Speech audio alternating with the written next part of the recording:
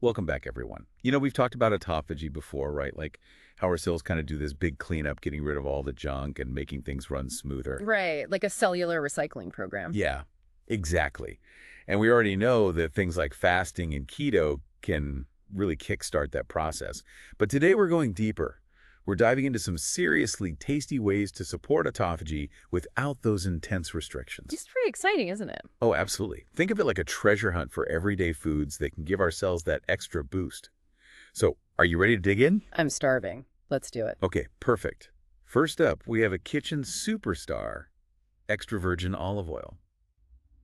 I mean, we all know it's good for us with those healthy fats, but it turns out there might be even more to it. Right, totally. There's this compound in olive oil called oleocanthal that has researchers really interested. Ooh, what's so special about oleocanthal? Well, it seems to kind of mimic, at least in some ways, how a keto diet works on a cellular level. You see, when we cut back on carbs, like on keto, our bodies start producing ketones, and those ketones can trigger autophagy.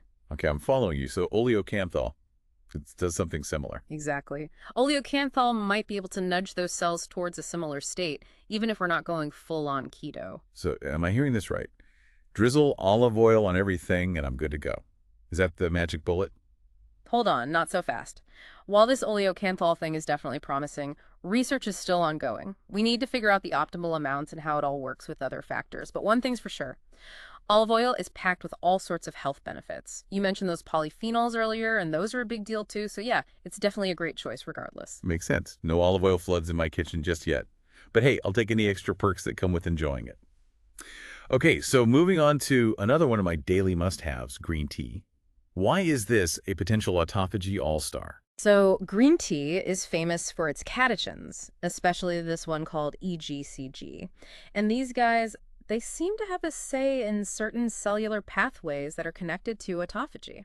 Interesting. So like they're sending signals to our cells saying, hey, time for a cleanup?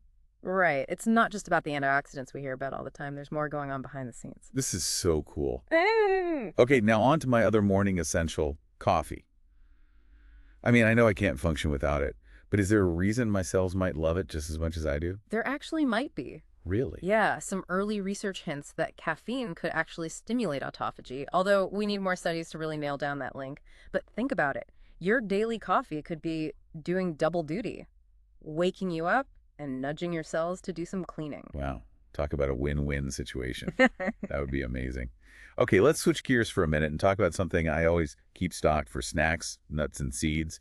I know they're nutritional powerhouses, but do they directly impact autophagy? Well, nuts and seeds might not trigger autophagy in the same way that, say, fasting does, but they're undeniably good for our overall health. Right, makes sense. They provide those healthy fats, antioxidants, and a whole bunch of micronutrients that keep everything running smoothly. And when our bodies are in tip-top shape, well, that can indirectly help with the cellular cleaning process. Gotcha. So it's about setting the stage for autophagy to thrive. Right. Now, for the grand finale of our little feed tour, let's talk about this intriguing compound called spermidine. What's the deal with that, and where do we find it? Spermidine is having a moment in the spotlight because research is suggesting it might directly promote autophagy. Okay, cool. So spill the beans. What foods are we looking at here? And get this, one of the best sources is actually wheat germ.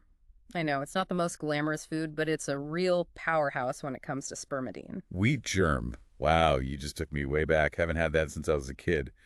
But I'm guessing there are other options for those who aren't quite ready for a wheat germ renaissance? Oh, for sure. You can also find decent amounts of spermidine in mushrooms, mature cheese, and peas. So we're talking olives, green tea, coffee, nuts, seeds, wheat germ. Right. It's amazing to think that some simple tweaks to our grocery list could potentially support this vital cellular process. I know, right? It really makes you realize that taking care of our cells doesn't have to be complicated or restrictive. Exactly. It's not about ditching everything else and only eating these specific foods. It's just another tool in the toolbox for overall health. Absolutely.